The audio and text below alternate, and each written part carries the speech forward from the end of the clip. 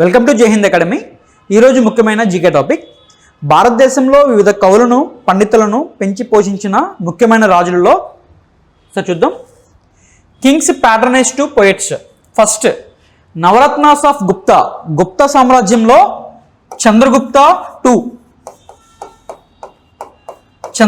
Two ఆస్థానంలో నవరత్నాస్ ఉండేవాళ్ళు. నవరత్నాస్ చూసుకుంటే కాళిదాస, వరాహమిహిర, ధన్వంతరి, అమరసింహ, ఘటకర్పర, శంకు, వేతాళ భట్ట, శపనిక, వరరుచి.